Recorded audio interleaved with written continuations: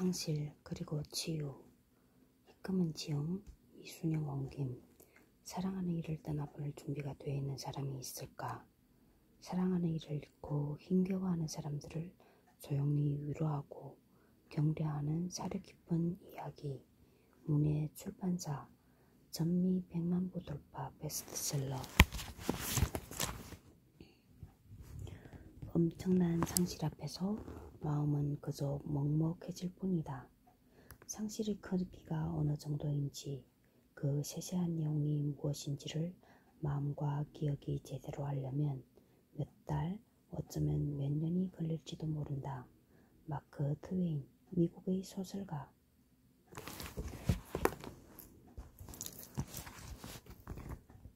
(2015년 6월 5일) 목요일 아침 6시 41분 47페이지. 묘지학교원님께서 선물로 좀 감사합니다. 페브루아리 6. 끝없이 깊은 바다에서 이끌려 나온 것들이 다시 고향으로 돌아갈 때 일렁임조차 잠든 듯 충만한 물결에 파도 소리도 물거품도 일지 않기를. 알프레드 테니슨의 이 시는 창조를 지속하는 규칙적인 변화를 강조한다. 창조를 지속하는 규칙적인 변화. 우리는 바다의 물결, 달의 인력, 별과 행성의 규칙적인 순환을 잘 알고 있다. 그리고 달의 변화와 지구의 공전에 따라 라마단, 부활절, 유월절 같은 성스러운 축제를 정하는 우리 역시 세상을 지탱하는 규칙적인 흐름의 한 부분이다.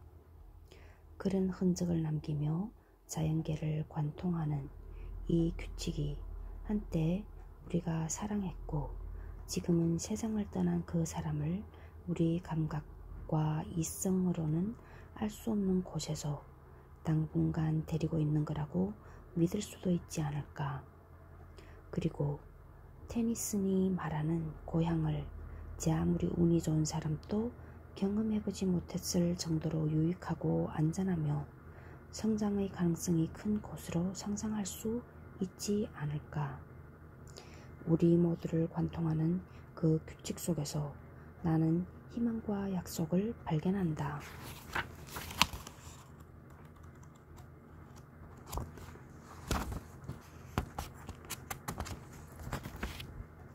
(48페이지) 페브루아리 7. 어두워져야 별을 볼 수 있다. 찰스 비어드. 별이 가장 잘 보일 때는 대개 춥고 긴 겨울밤이다. 생명을 위협하는 사건, 예를 들어 자동차 사고나 태풍, 심각한 질병 등을 겪은 사람들은 그 사고로 인해 자신의 시각이 어떻게 변했는지 이야기한다. 마찬가지로 사랑하는 사람을 잃는 고통을 겪고 나면 무엇이 중요한지 더 명료하게 알게 된다. 딸아이가 죽고 나서 몇 년 뒤 집에 도둑이 들었다. 여러 세대를 거쳐 물려받은 골동품 몇 점과 결혼 반지까지 도둑맞았다. 당연히 화가 났다. 하지만 곧이어 이런 생각이 들었다. 그냥 물건일 뿐이잖아. 딸아이가 죽기 전에 도둑을 맞았더라면 그렇게 침착할 수 있었을까? 아마 아니었을 것 같다. 별은 더 밝아질 뿐 아니라 더 아름다워진다. 고대의 항해사들은 별을 보며 항로를 찾았다. 그러므로 상실의 경험으로 우리는 중요한 것이 무엇인지 명확하게 알게 될 뿐 아니라 우리가 지금 어디에 있고 어떤 방향으로 가고 싶은 건지도 분명히 알게 된다. 완전히 캄캄할 때 나는 고개를 들어 별을 볼 것이다.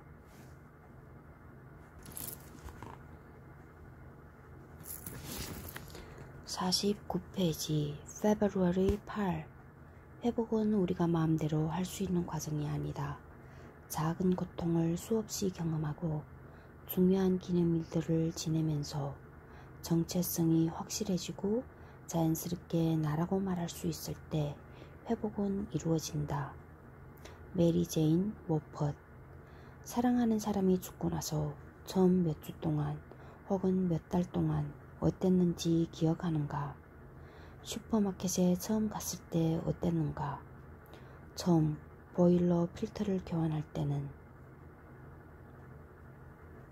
처음 극장에 갔을 때는 뭐 하나 대충 흘려보낼 만큼 사소한 것이 없다.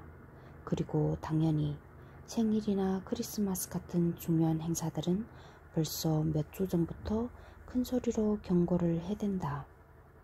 그러면서 몇 달 혹은 몇 년이 지나고 나면 우리는 다시 온전한 인간이 된 기분을 느낀다. 상처는 여전히 남아있지만 어느새 우리 내면의 일부가 되었다. 나라는 존재의 한 부분이 찢겨나가면서 생긴 상처에 온갖 것이 부딪히는 듯한 아픔을 더는 느끼지 않는다. 아이가 몇이에요? 라는 질문을 받자마자 아들만 셋이에요 라고 대답하고 나서 딸이 하나 있었는데 죽었어요 라는 말을 덧붙일 필요를 못 느꼈을 때 내게 중요한 변화가 일어났다는 걸 알았다. 그 일은 여전히 내 마음속에 남아있지만 매번 얘기할 필요는 없었다. 때가 되면 회복의 과정이 시작될 거라고 믿는다.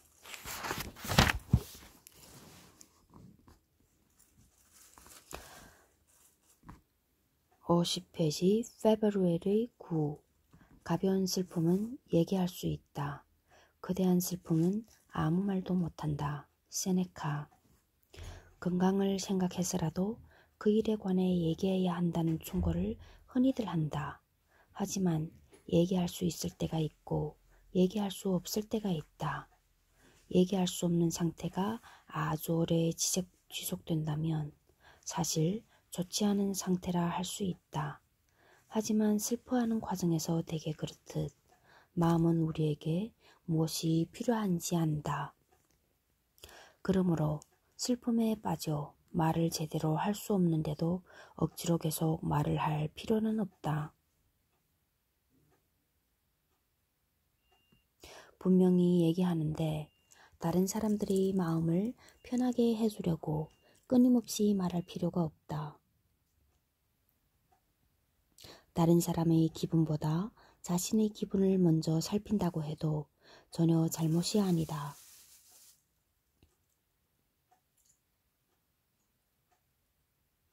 언젠가 파티에 갔을 때가 생각난다. 평소에는 누구보다 적극적으로 대화에 끼어들었지만 그날은 슬픔에 짓눌려 도저히 그럴 수가 없었다. 엄마가 아이에게 어떤 일을 안 해도 된다고 허락해주듯 나도 분위기를 부드럽게 만들 의무 같은 건 지시 않아도 된다고 그냥 주변에 서서 대화의 구경꾼이 되어도 좋다고 나 자신에게 허락했다.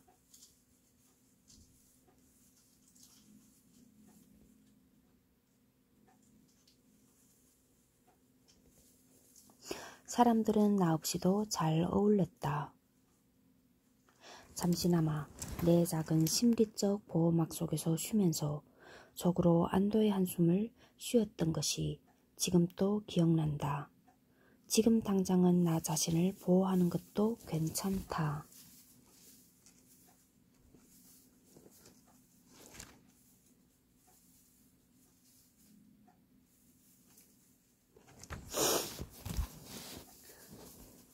(51페이지) February 10.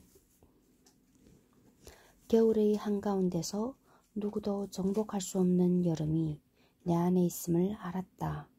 알베르 카뮤. 행복, 만족, 기쁨 이런 말이 낯설기만 하다. 그런 감정은 어쩌다 생겼다가 미는 것임을 안다. 어쩌다 생겼다가 마는 것임을 안다. 계속되지 않을 것임을 안다.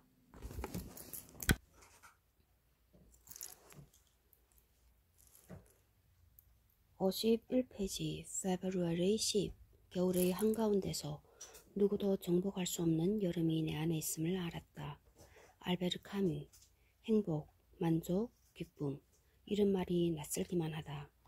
그런 감정은 어쩌다 생겼다가 많은 것임을 안다. 계속되지 않을 것임을 안다.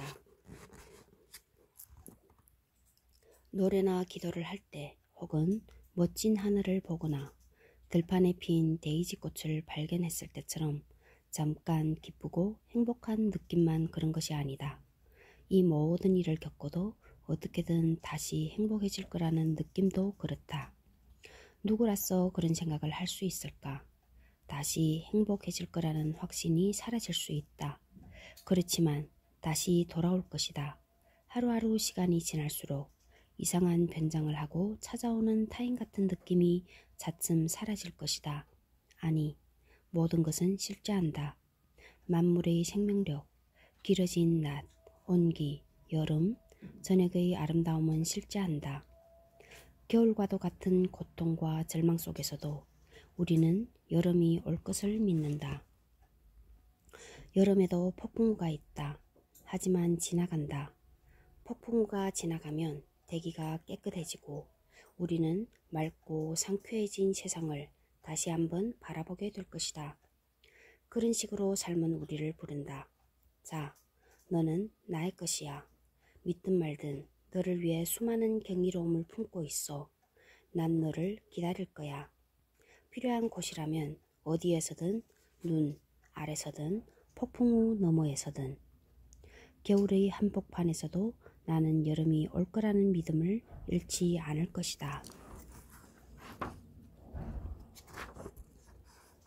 52페이지 February 10일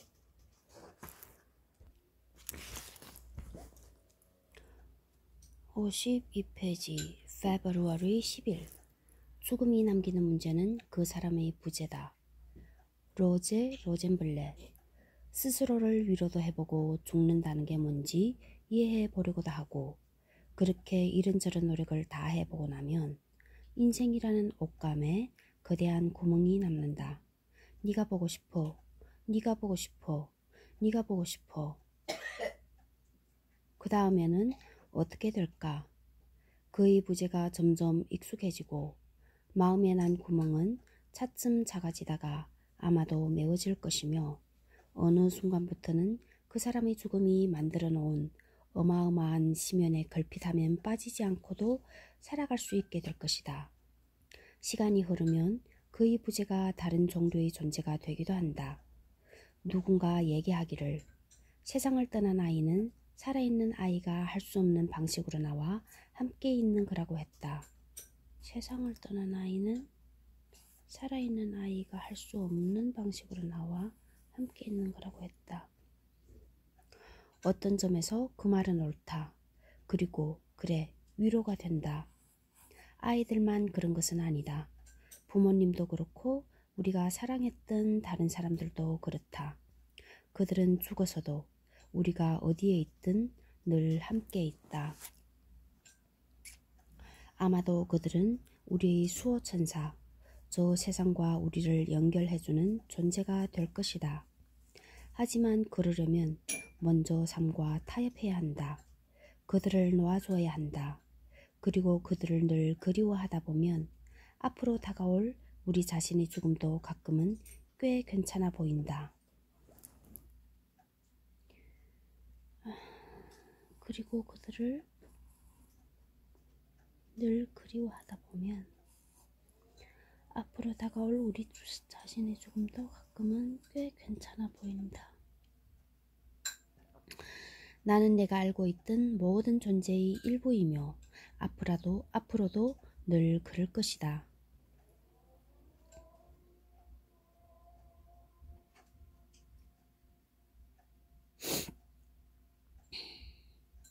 53페이지 February 12 우리가 사랑했고 이제는 세상을 떠난 그 사람을 그만 생각하려면 의지만으로는 안 된다.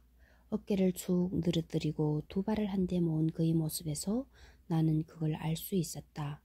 그는 단단히 결심하고 온 힘을 다해 노력해보았다. 하지만 생각을 멈추려면 그 정도로는 어림없을 것이다. 세상을 살아가면서 아무리 새로운 아름다움을 보더라도 한참 동안은 아니 평생 그것 때문에 추억을 떨쳐내버리지는 못할 것이다. 조세핀 흠프리스. 처음 한동안은 곁을 떠난 사람을 거의 온종일 생각하는 것밖에는 달리 어쩔 도리가 없다. 매 순간 그 사람을 기억하고 그가 살아있는 동안 함께 겪었던 일들과 기분을 떠올려보고 이제는 존재할 수 없는 것들을 생각하면서 살아간다. 단 한순간도 우리가 겪은 상실을 잊지 못한다. 그러다가 어느 날 몇 시간 동안 아니 어쩌면 온종일 딴 생각을 하고 있었다는 걸 깨닫고는 깜짝 놀란다. 우리는 치유되기 시작한다.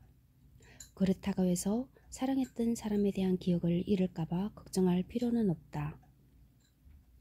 기억해야 할 필요가 있는 것은 기억할 것이다.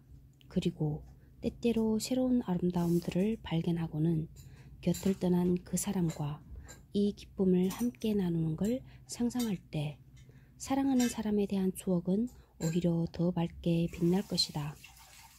거기에는 고통도 있겠지만 사랑하는 사람의 존재에 대해 새로운 느낌 또한 있을 것이다. 사랑하는 사람에 대한 기억은 영원히 내 삶의 일부다.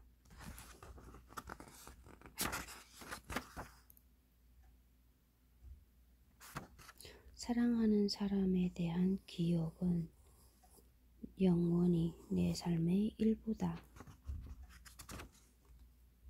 54페이지 February 13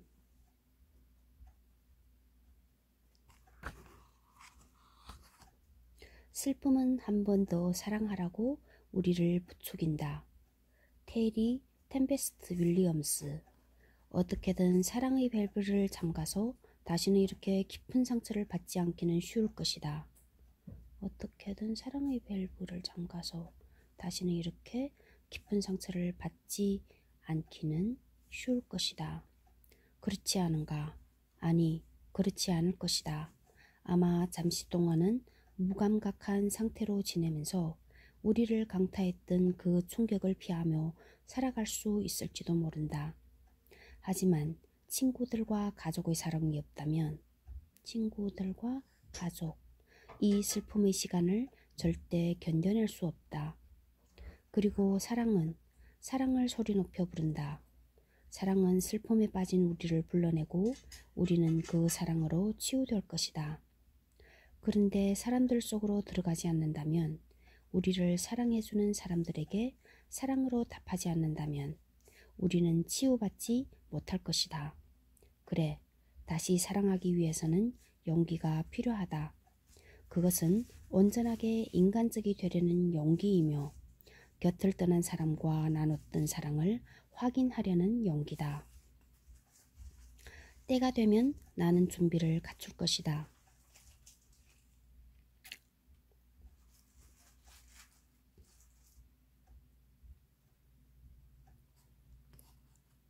(55페이지) February 14 천하의 범사가 기한이 있고 헐 때가 있고 세울 때가 있으며 울 때가 있고 웃을 때가 있으며 슬퍼할 때가 있고 춤출 때가 있으며 전도서 3장 1 내지 4절. 슬퍼하는 사람들이 한 가지 알고 있는 게 있다면 기분이 시시때때로 변한다는 것이다. 비교적 마음이 차분해지고 기분을 조절할 수 있고 슬픔을 참을 수 있을 것 같다가도 다음 순간 감정이 격해지면서 평정심은 산산조각이 난다. 향기, 노랫말, 상실을 떠올리게 하는 신문기사, 보험의 첫 신호 등 어떤 것에도 마음이 울컥해진다. 사랑하는 사람은 이제 그것을 함께 나누지 못한다. 밸런타인데이 같은 사소한 기념일에도 마음이 어지러워진다. 그러다가 또 어떤 때는 아무 근심 걱정 없이 순간을 즐긴다. 눈의 아름다움, 불의 온기, 따뜻한 코코아의 위로, 곁에 있는 친구들 때문에 마음이 즐거워진다. 그러면서 기분이 왜 이처럼 심하게 왔다 갔다 하는지 의아해 한다. 내 정신이 멀쩡한 건지 궁금해지기도 한다.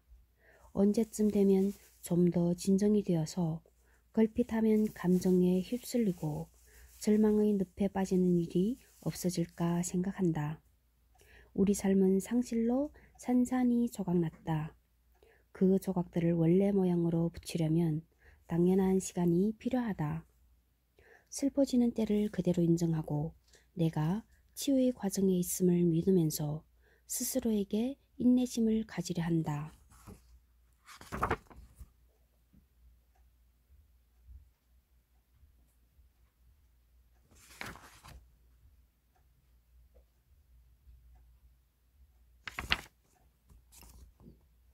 56페이지 February 15 영성은 아주 친밀한 것과 아주 무한한 것이 만나는 장소다. 릭 필즈 영성은 아주 친밀한 것과 아주 무한한 것이 만나는 장소. 사람의 인생에서 이런 만남이 일어날 수 있는 경우를 열거할 때 죽음이라는 경험은 분명 앞자리를 차지할 것이다.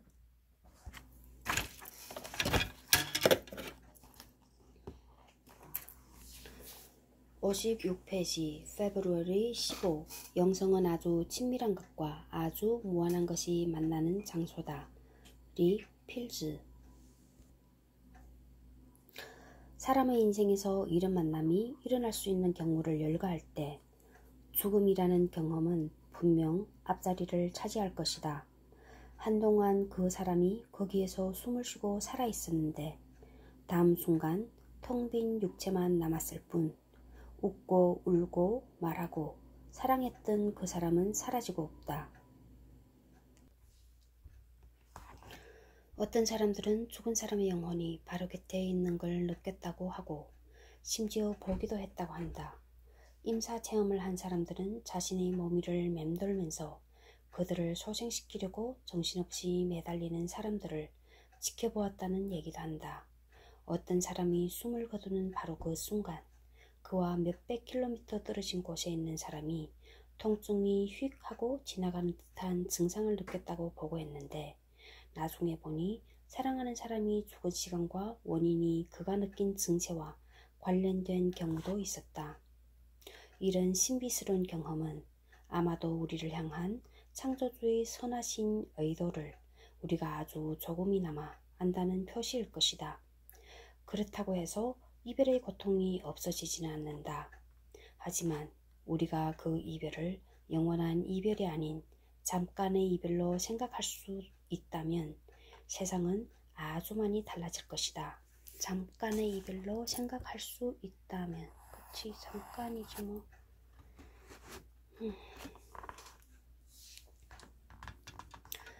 지혜와 희망으로 가는 모든 길에 마음을 열어놓으려 노력할 것이다. 지혜와 희망.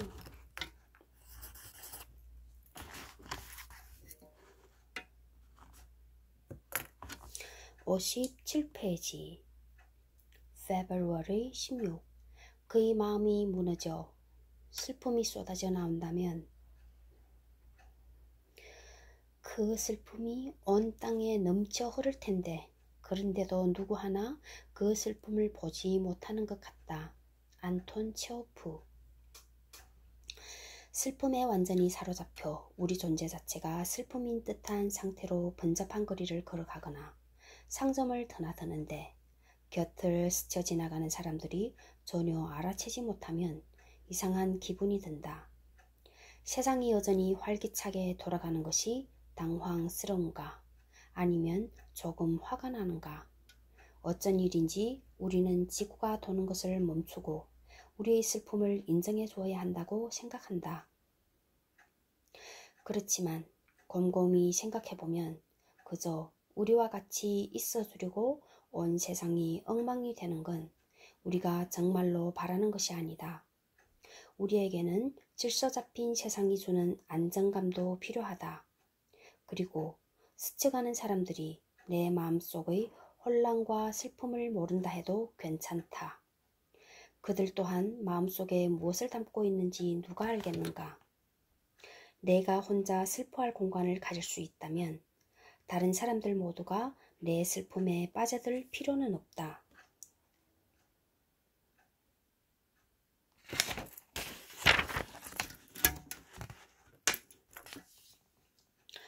58페이지 February 17 삶에서 모든 경이로운 것들은 너무도 단순해서 사람들은 더는 만질 수 없을 때가 되어서야 그 경이로움을 깨닫는다. 조니가 내 곁에서 삶의 경이로움과 아름다움과 기쁨을 누릴 수 없어 슬픈 이 순간 나는 그 어느 때보다도 강렬하게 그 모든 걸 느낀다.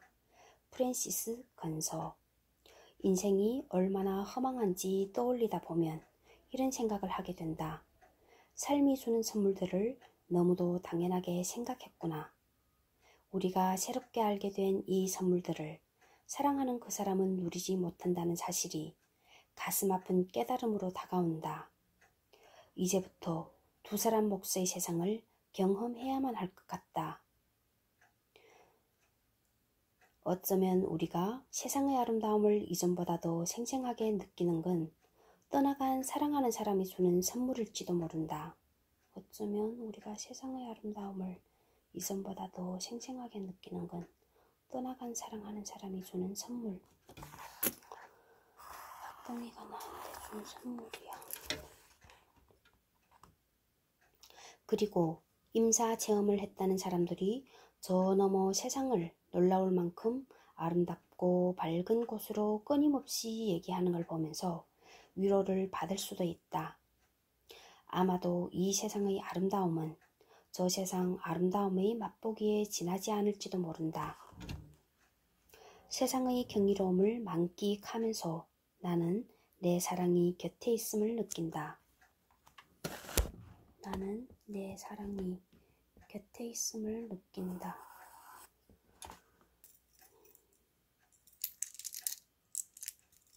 목소리가 정명하구나.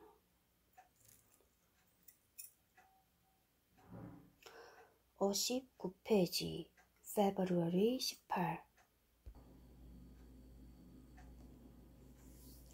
59페이지 February 18 지금은 나의 시간? 살아남다면 기억되리라. 얼어 죽어가는 사람이 눈을 기억하듯 처음에는 냉기를 느끼고 다음에는 흥미해지다가 다음 순간 놓아버린다. 에밀리 디킨슨 에밀리 디킨슨의 이 시구절보다 더 무거운 모습은 좀처럼 상상하기 힘들다. 하지만 그 느낌은 친숙하다. 발걸음과 온몸이 묵직해지는 느낌, 마음과 심장이 묵직해지는 느낌. 냉기 역시 꼭 그렇다. 그러니까 냉기가 온몸에 펴지면서 우리는 무기력 상태가 된다. 뭘 생각하기가 힘들어진다. 물건을 어디다 두었는지, 무엇을 할 계획이었는지 잊어버린다. 바로 이럴 때 목록을 만들어야 한다. 그렇지만 우리는 나의 시간을 살아낸다. 몸과 정신을 다잡는 것은 회복을 위해서이며 더 나아가 성장을 위해서이기도 한데 성장하지 않고는 회복도 할 수 없기 때문이다.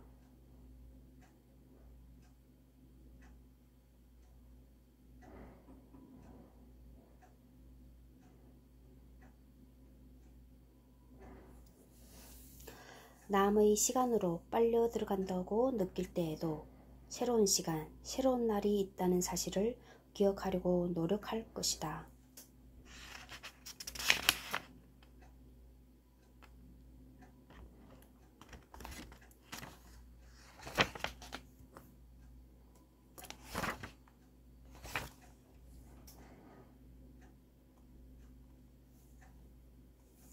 (60) 페이지 February 19 이런저런 평범한 것들의 도움으로 그러니까 뜨거운 햇볕을 가려주는 커다란 느릅나무 두 그루, 뒷문 옆의 능소화, 식당 창가에 핀 하얀색 라일락 덤불, 현관에 놓인 편안한 고리버들 가구, 그리고 여름밤의 온갖 소리에 끼익끼익 소리를 더하는 현관, 그네의 도움으로 나는 하루를 살아내고 또 하루를 맞았다.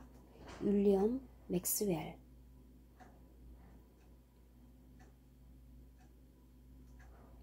세상이 슬픔으로 산산조각이 날 때 익숙한 물건과 일상의 힘으로 힘든 시간을 견뎌내기도 한다. 그것들은 예전과 똑같은 모습으로 이야기한다. 있잖아요. 당신은 모든 걸 잃은 게 아니에요. 그대로인 것들도 있잖아요. 익숙한 그 물건들은 아무것도 요구하지 않는다. 그저 제자리에 있을 뿐이다. 어느 날 갑자기 혼돈 속에 빠져버린 세상에서 그것들은 안정감을 나타낸다. 우리는 말이 안 된다는 걸 알면서도 그것들을 소중한 친구인 양 받아들이고 고마워한다. 사실 힘든 시간을 보낼 때 그것들은 소중한 친구다. 어지럽고 혼란스러울 때 익숙한 것들이 주는 위안이 감사하다. 61페이지.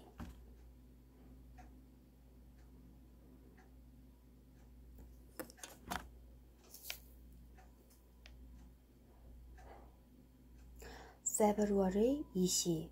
마음속 고통을 기록하는 것은 그 고통의 심장부로 들어가는 것이며 거기에서는 필연적으로 부활이 이루어진다.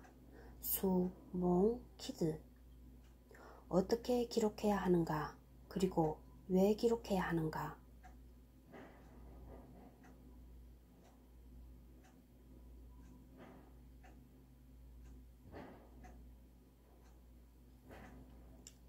어떤 사람들은 일기를 쓴다.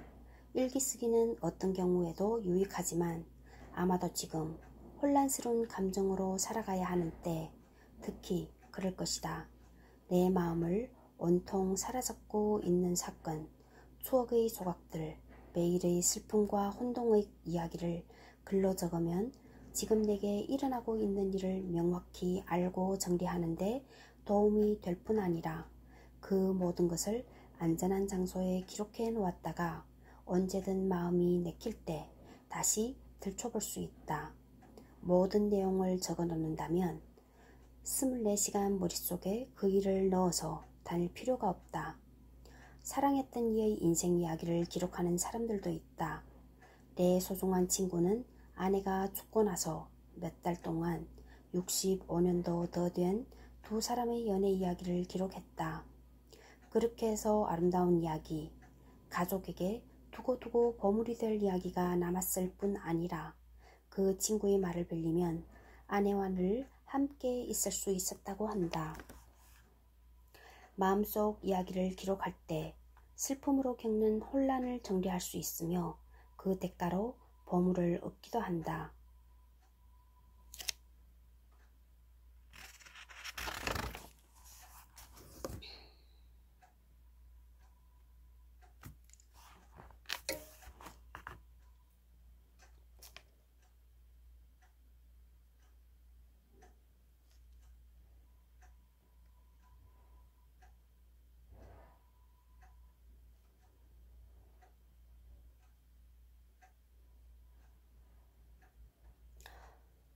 (62페이지) February 20일. 당신이 밤을 견디도록 해주는 것이면 나는 뭐든 좋다. 프랭크 시나트라. 누구나 고통을 이겨내는 자기 나름의 방식을 가지고 있으며 대부분의 방식을 사람들은 받아들인다. 이럴 때 이성은 대개 별 역할을 하지 못한다. 가구 제작자였던 사랑하는 남편이 인생의 전성기에 갑자기 세상을 떠난 어떤 여인은 신이 세상에서 가장 훌륭한 가구 제작자를 데려가고 싶으셨던 거라고 생각하고 나서야 남편의 죽음을 받아들일 수 있었다고 한다. 이성으로는 이런 생각을 절대 설명할 수 없다. 하지만 무슨 상관인가? 그런 생각은 그녀에게 도움이 되었고 다른 사람들에게 아무런 해도 끼치지 않았다.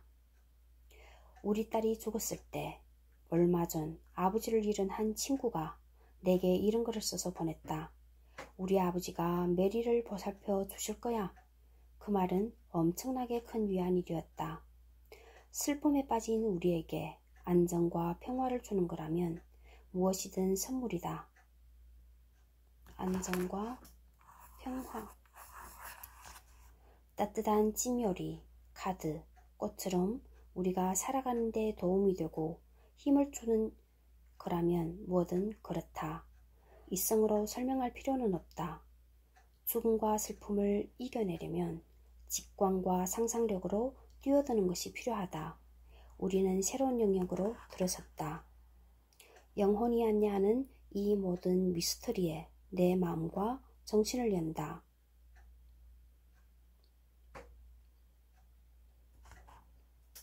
(63페이지)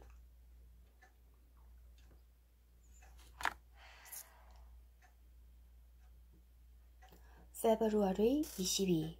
성실하게 살아야 하고 받아들이는 진실 그대로를 표현해야 하며 우리가 드리는 것을 사용하시는 신의 능력을 믿어야 한다. 엘리자베스 J. 캄펌. 그런데 지금 드려야 할 것이 오직 고통뿐이라면 어떻게 할까? 자, 그렇다면 그걸 드리자. 고통과 슬픔이 우리가 처해 있는 현실이라면 그 현실을 인정해야 한다. 끊임없이 다른 쪽을 보면서 얼버무리려고 해봐야 누구도 속이지 못하며 특히 자신을 속이지 못한다. 공기와 빛을 쐬지 못하는 상처처럼 우리의 상처는 더디게 치유될 것이고 결국 더 많은 대가를 치러야 할 것이다. 그렇다고 해서 매일 매순간 슬픔에 젖어 있어야 한다는 의미는 아니다. 우리 심정이 꼭 그럴 때라도 말이다.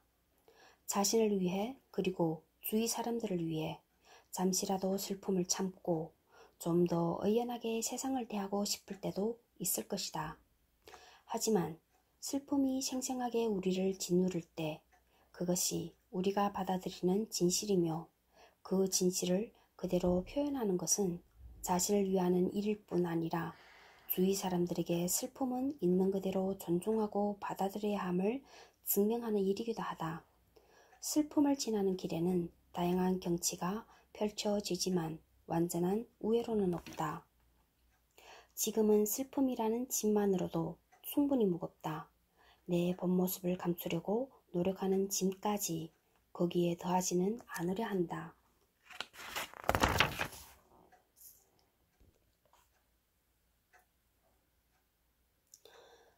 (64페이지) February 23.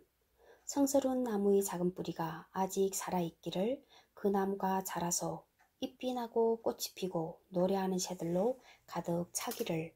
블랙 엘크. 캄캄한 어둠 속에 있을 때 어떤 희망의 불빛이 곁에서 계속 깜빡이는가. 사랑하는 사람의 영혼이 주위를 맴돌면서 난 괜찮아, 걱정하지 마 라고 말하는 것인가.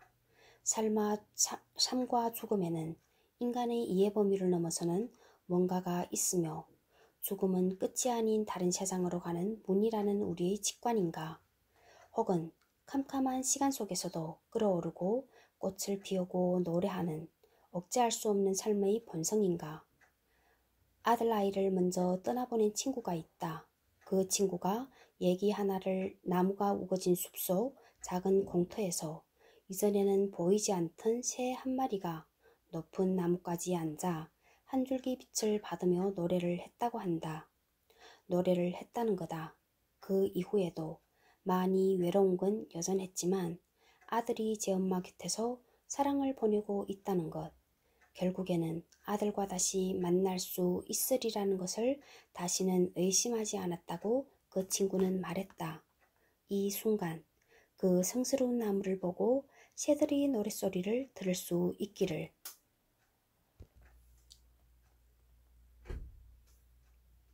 (65페이지) February 24. 시간이 지나면 슬픔도 덜해질 거라고 사람들은 말한다. 걱정하는 마음으로 위로를 하는 것이지만 그런 말을 들으면 우울해진다.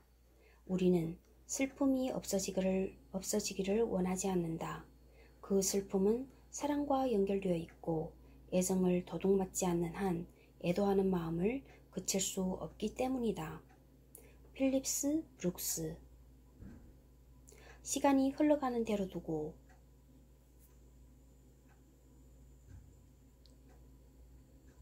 기다릴 만큼 기다린다면 당연히 슬픔은 누그러진다.